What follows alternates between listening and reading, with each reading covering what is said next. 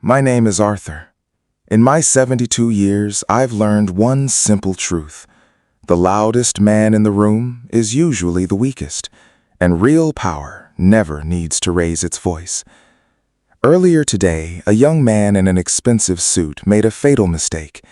He looked at my faded flannel shirt, assumed I was nobody, and decided to bully a local diner just to flex his status. He thought he was untouchable. I didn't yell, I didn't argue, and I certainly didn't make a scene. I simply made one quiet move, and 30 seconds later, I watched his entire world crumble right before his eyes. He learned a very hard lesson about playing games on a board he didn't realize I built. If you appreciate quiet dignity, patience, and poetic justice, hit that subscribe button and join our community. And before we get into the full story, I'd love to know, where are you watching from today, and what time is it over where you are right now? Let me know in the comments below. At 72, you learn that real peace doesn't come from proving anything to anyone. It comes from knowing exactly who you are when the noise stops. Every morning at 6 sharp, before the sun fully clears the horizon, I start my day in the dirt behind my house. My rose bushes need pruning, my heirloom tomatoes need tying down, and the morning air in this town is crisp enough to clear a man's head. Working the soil with my hands has been my routine for decades, long after I stepped back from the boardrooms and high-stakes deals that used to take up my life. I don't bother dressing up for the morning. I pull on a pair of faded denim jeans that have seen better years, a thick flannel shirt with a bit of garden dust on the sleeves, and my trusty leather boots. They're old, worn out at the heels, and extremely comfortable. To anyone passing by, I look like any other retired worker enjoying his golden years on a modest budget, and that suits me just fine. I've never seen the point of wearing a 3-piece suit just to eat breakfast. By 7:30, I dust off my hands, step out of the shed, and take the short 3-block walk down to Miller's Diner. It's a classic brick-front place that's been standing on the corner of Main Street longer than most of the locals have been alive. The neon sign outside flickers with a soft buzz, and the smell of roasted coffee beans and fried bacon greets you the second you push open the heavy glass door. "Morning, Arthur," Sarah called out from behind the counter, barely looking up as she poured a fresh pot of dark roast into a mug. "Your usual booth is open." "Morning, Sarah. Appreciate it," I replied, sliding into the vinyl booth near the corner window. It gave me a clear view of the street outside and the quiet morning traffic. Without asking, Sarah walked over and placed a steaming mug of black coffee right in front of me, followed by a warm slice of homemade apple pie on a heavy ceramic plate. "Pie for breakfast again?" she asked with a quick smile. "At my age, Sarah, life is too short to skip the best part," I said, handing her a $5 tip right off the bat. She laughed, took the bill, and headed back to answer the phone near the register. I took a slow sip of the coffee. It was hot, strong, and bitter, just the way I like it. Then I picked up my fork and took a bite of the pie. The cinnamon and baked apples were perfect. There's a quiet satisfaction in building something from the ground up and reaching a point where you don't have to flex your muscle to feel important.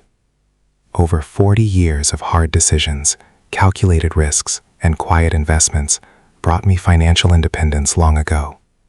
I own commercial real estate across the state, including the very building this diner sits in, though only the manager and the owner know that. But wealth is like quiet confidence. The louder you shout about it, the less of it you usually have. I sat there enjoying the steady rhythm of the morning.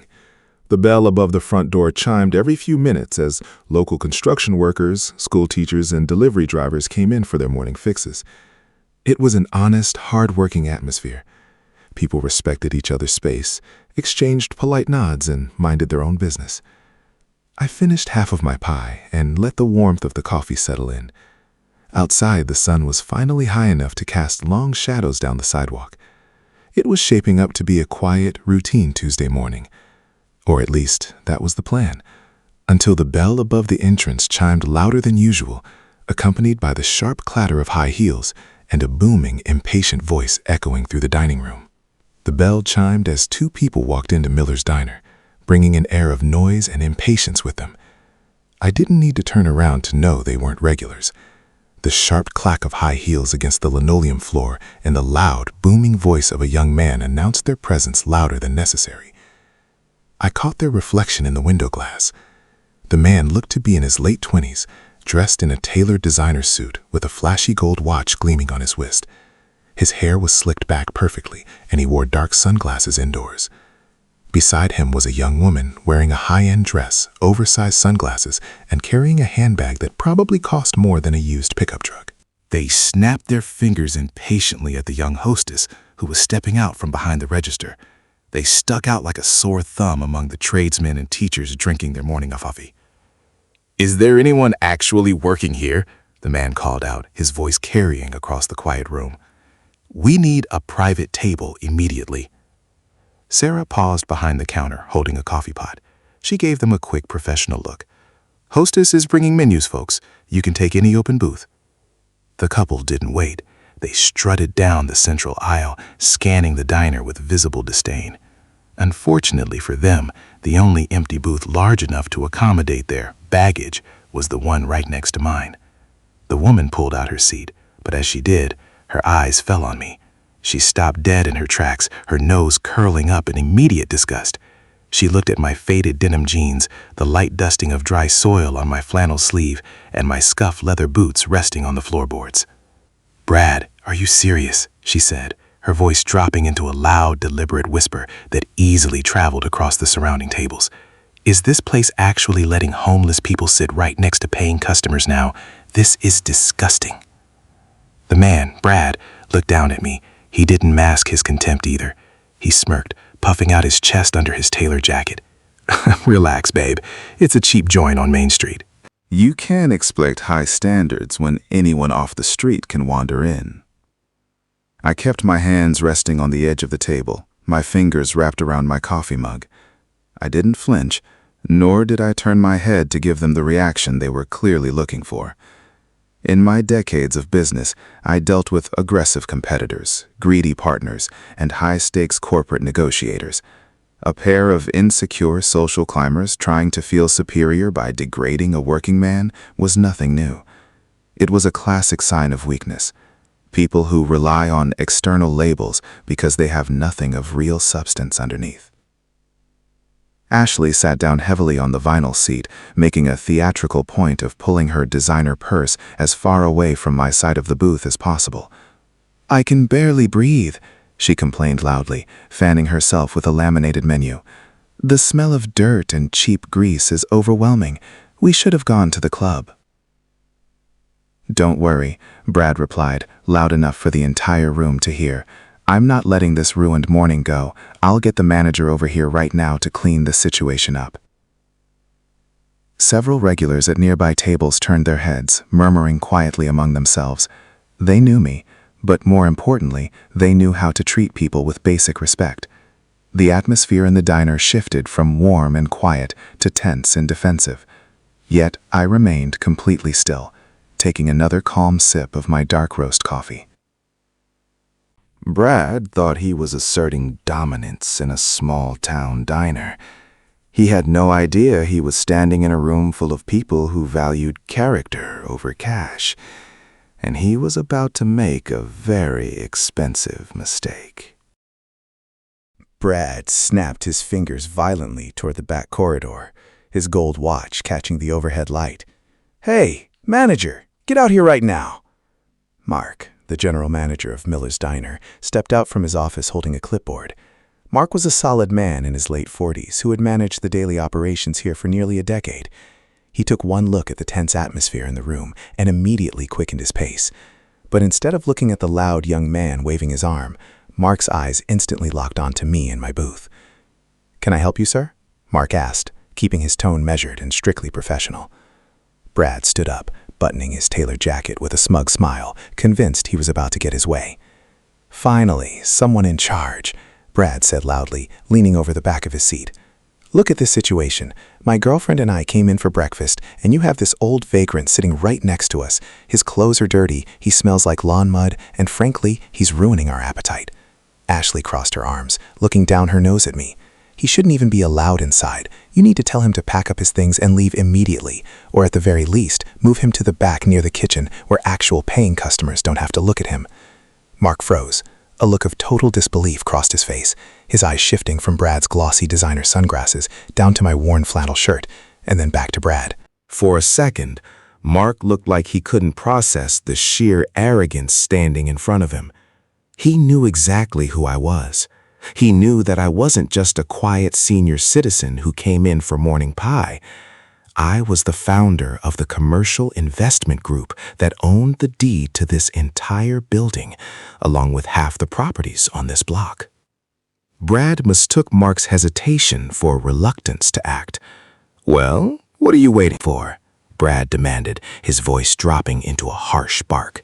"Escort him out. If I wanted to eat next to a homeless man, I'd sit on a park bench." Instead of addressing Brad, Mark stepped right past him.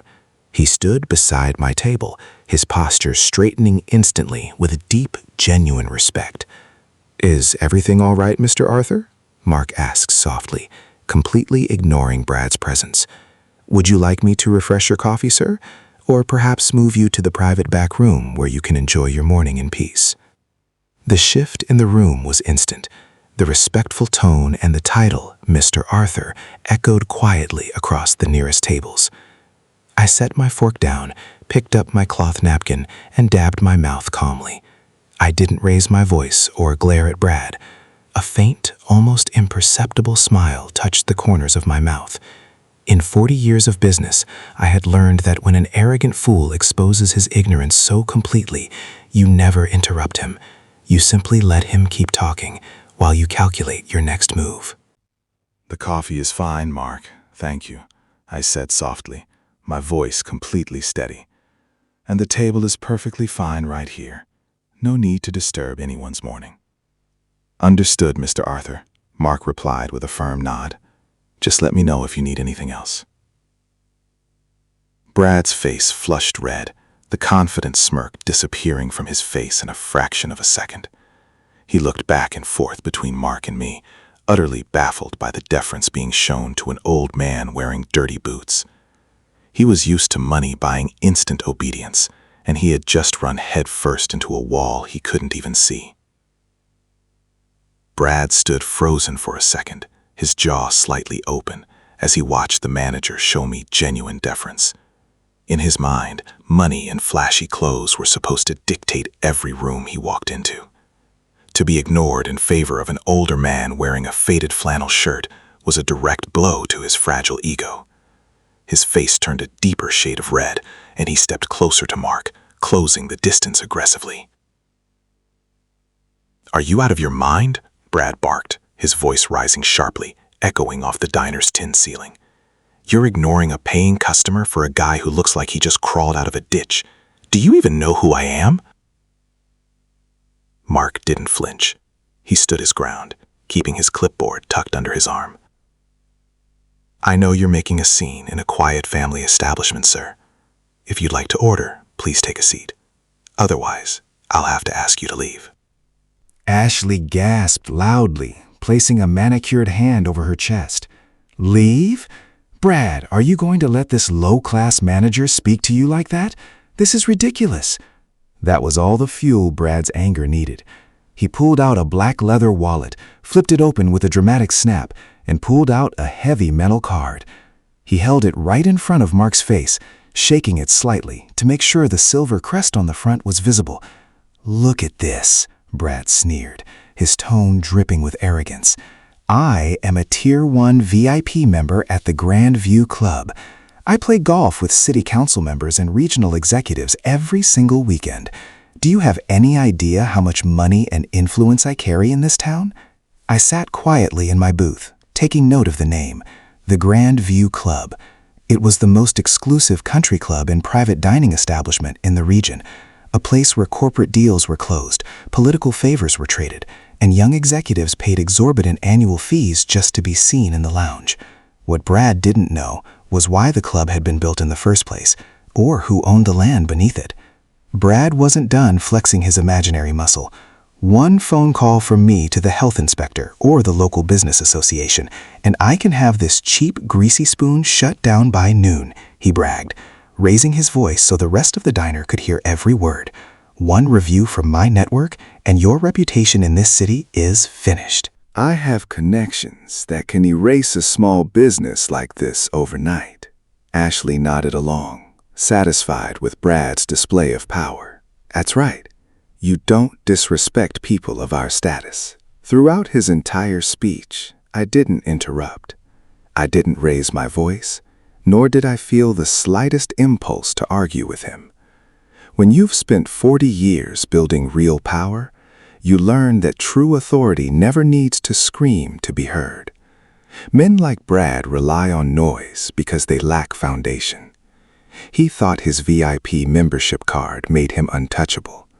In reality, he had just handed me the exact lever I needed to dismantle his entire sense of superiority. I reached for my coffee cup, took the final slow sip of the dark roast, and set the ceramic mug back down onto its saucer with a faint, clean click. I nodded to myself quietly, storing the name of the club and the young man's face in my memory. Brad had raised the stakes from a simple breakfast dispute to a test of influence and status. He wanted to play a high-stakes game in my city. He just had no idea that I owned the board. I pulled a crisp $50 bill from my leather billfold and placed it neatly under the edge of my saucer. It was more than enough to cover my apple pie and black coffee, leaving a generous $30 tip for Sarah. I stood up calmly, smoothing down the front of my worn flannel shirt. Brad was still standing near the middle aisle, huffing with his arms crossed, waiting for someone to bow down to his metal VIP card. I stepped right past his table without making eye contact or offering a single word of argument. There was simply no point in trading insults with a young man who measured his entire self-worth by the shiny plastic in his wallet. As I walked up toward the front entrance, Mark stepped away from the counter to open the door for me. "I'm deeply sorry about that commotion, Mr. Arthur," Mark said quietly, his voice full of concern. "Some folks just don't know how to conduct themselves in public." "Don't worry about it, Mark," I replied with a steady, reassuring tone. "You handled the situation with class. Keep running a good house." I gave him a brief nod, pushed open the heavy glass door, and stepped out into the crisp morning air on Main Street. The sidewalk was quiet, bathed in the early morning sunlight. I reached into my pocket and pulled out my flip phone. I didn't feel angry, nor was my heart racing. My pulse was as steady as it had been while pruning my rose bushes 2 hours ago. But in business and in life, unearned arrogance requires a firm correction, especially when young men use corporate prestige as a weapon to bully hardworking people. I scrolled through my contacts until I found the direct line for Charles Montgomery. Charles was the current chairman of the Board of Trustees at the Grandview Club, a role he held because I had appointed him to it over a decade ago. What Brad and his girlfriend failed to realize was that 40 years ago, I bought the 300 acres of rolling timberland where that high-end country club now stands. I founded the development corporation, built the golf courses, and remained the majority shareholder of the parent company that owned every exclusive club network in the region. To Brad, the club was an expensive status symbol to brag about. To me, it was simply an asset in my portfolio. I hit dial. The call picked up on the second ring. "Arthur?"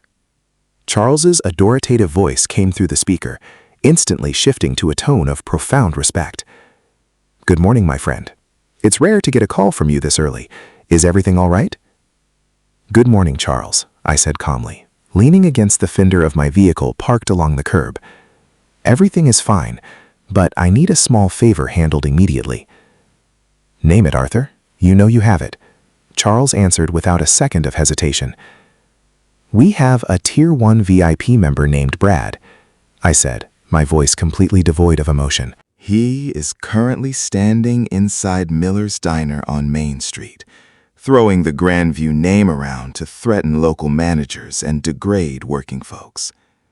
There was a brief silence on the line, followed by a heavy, disappointed sigh from Charles.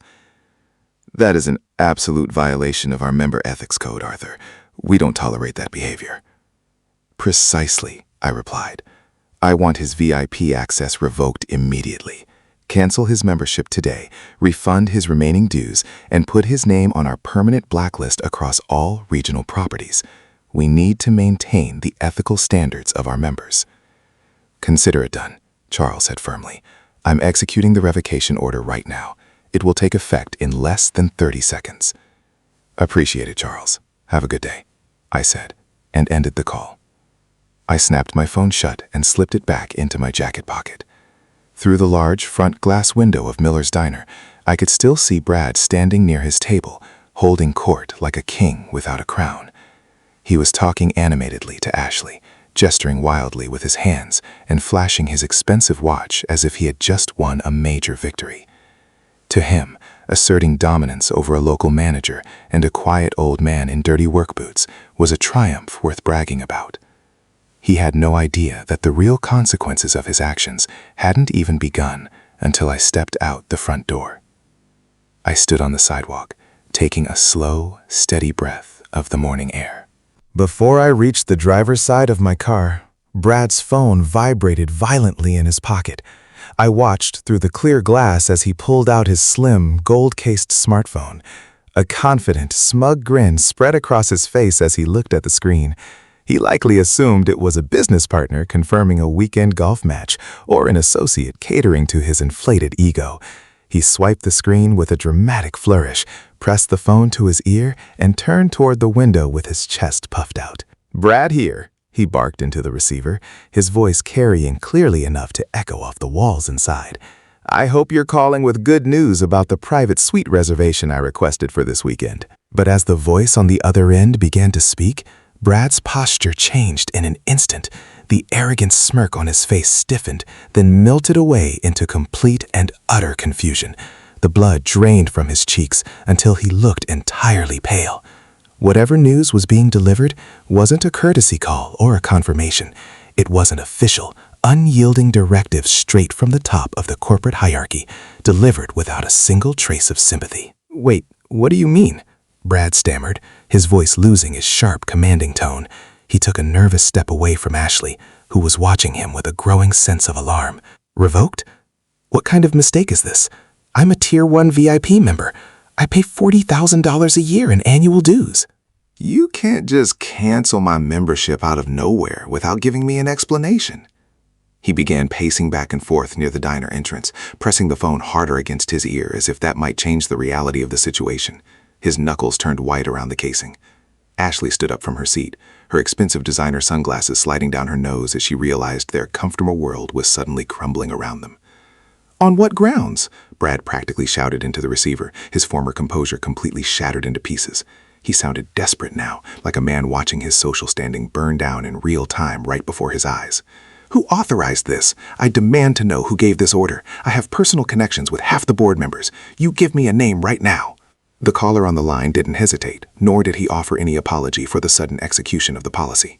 Through the glass, I watched Brad freeze as the final answer came crashing through the speaker. His entire body went completely rigid and his jaw dropped open. The expensive phone began to tremble slightly in his hand. "The order was issued directly by Mr. Arthur," the stern voice on the phone answered, loud enough for Brad to absorb every heavy word. "He is the majority shareholder and ultimate owner of the Grandview Corporation. He just personally reported a severe ethics violation originating from Miller's Diner." Your VIP status, membership privileges, and network access across all partner establishments have been permanently revoked, effective immediately.